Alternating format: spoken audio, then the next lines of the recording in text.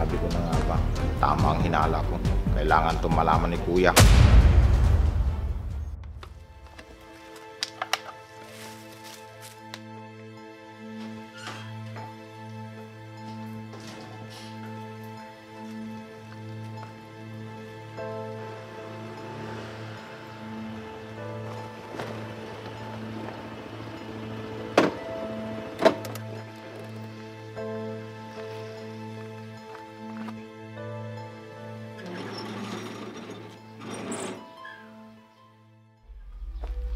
Kuya, O Franz, buti nagpasyal ka. Halika, maupo muna tayo. oo Kuya. Gusto ko lang kumustahin yung mga sinisingil mong palayan. Ayos naman. Nakakasingil naman kami kahit papano. Huwag mong sabihin yung trabahador mo pa rin ang inuutusan mong maningil at namamahala sa mga pautang mo. Oo naman, anong masama doon? Ilang beses na kitang pinagsasabihan na huwag kang magtitiwala sa mga trabahador mo pagdating sa pera. Bakit naman? Matagal ko nang pinagkakatiwalaan si Gerson. Alam mo namang mainit ang pera sa mata ng tao. Mamaya tangayin niya yung mga sinisingil niya. Franz, wag mo nga akong pinapangunahan. Kilala ko yung taong yan at matagal nang nagtatrabaho sa akin yan. Kinukuha niya lang yung loob mo Kuya. Tignan mo, pag tumagal makikita mo yung sinasabi ko.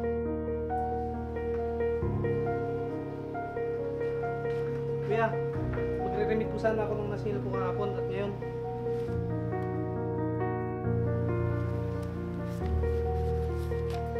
Kuya, nakalista na po dyan yung nagbayad at kung magkano po yung binayad nila. Sige, titignan ko din mamaya sa listahan ko doon sa loob. Sige ho, mauna na po ako. Sir Franz, mauna na po ako. Franz, bakit ang sama ng tingin mo sa tauhan ko? Ilang beses ko nang sasabihin sa'yo na nagdududa ako sa tao mong yan. Pakiramdam ko may tinatago siyang hindi maganda. Franz, kung yan lang ang pinunta mo dito, makakaalis ka na. Kilala ko yung taong yan. Kaya bakit ako makikinig sa'yo? Bahala ka kung ayaw mong makinig. Basta ako hindi nagkulang ng paalala sa'yo. Bahala ka rin. Isang araw makikita mo rin yung sinasabi ko.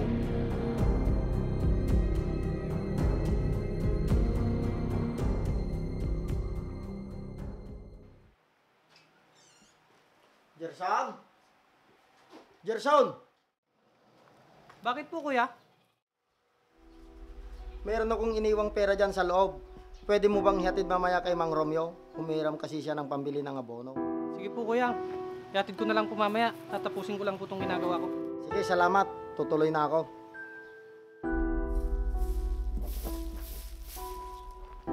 Naku, yun nga palang ihatid kong pera kay Mang Romeo. Muntik ko na makalimutan.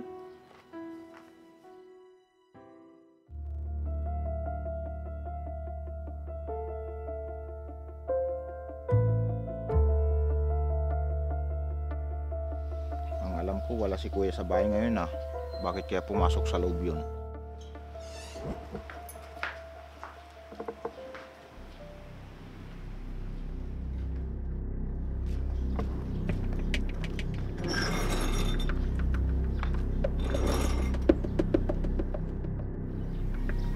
Sinasabi ko na nga ba, tama ang hinala ko. Kailangan itong malaman ni Kuya.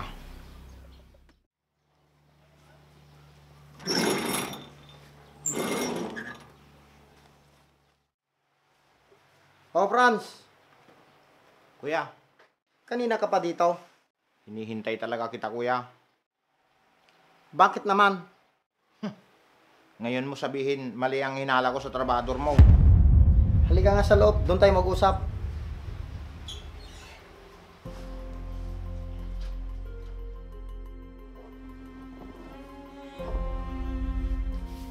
May problema ba, Franz?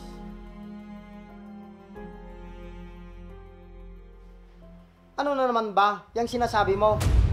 Kanina, pupunta sana ako dito sa bahay mo. Kitang-kita ng dalawa kong mata. Pumasok yung pinagmamalaki mong trabahador mo dito sa loob ng bahay at may hawak na pera. Paano ka makakasiguradong may kinuha nga siya? May hawak nga siyang pera. Saka nagmamadali siyang umalis paglabas niya. Ang laki ng tiwala ko kay Gerson. Ang tagal niya na sa akin. Bakit niya nagawa sa akin yon? Hindi ka kasi nakikinig sa akin. Wala talaga akong tiwala doon. Pero Franz, Wala nang pero kuya. Kitang-kita ko na. Hindi ka pa rin ba naniniwala? hindi naman sa ganon. Hindi ko lang lubos maisip na magagawa niya yon. Kuya, pera ang pinag-uusapan dito. Madaling masilaw sa pera ang kahit na sino. Sige, kung talagang ganyan ang ginagawa niya, papaalisin ko siya dito. Paalisin? Bakit hindi mo siya ipakulong? Baka malaking halaga ang tinangay niya. Hindi ko siya ipapakulong. Hindi na mahalaga kung magkano yung nakuha niya. Baka nangangailangan lang yung tao. Sige, iharap mo ko pagtatanggalin mo na siya. Baka mabilog na naman niya ang ulo mo. Sige, bukas ko na lang siya kakausapin. Gusto ko nang magpahinga. Napagod kasi ako kanina. Sige, maaga na lang ako bukas dito. Aalis na ako. Nakakapagtaka. Dapat nagsabi na lang siya kung nangangailangan siya. Hindi yung sisirain niya yung tiwala ko sa kanya.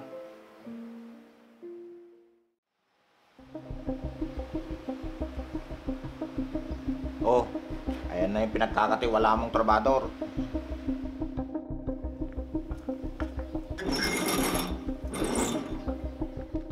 Manahimik ka nga dyan. Kuya, pinapatawag niyo daw po ako? Oo, at kanina ka pa namin hinihintay.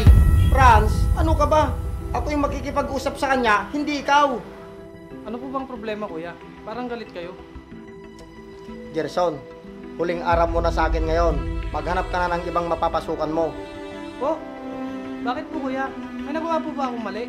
Huwag ka nang magmalinis. Kitang-kita ko kahapon. Pumasok ka sa loob. At paglabas mo, may dala ka ng pera. Iniisip niyo po bang magnanakaw ako? Mamaang-maangang ka pa.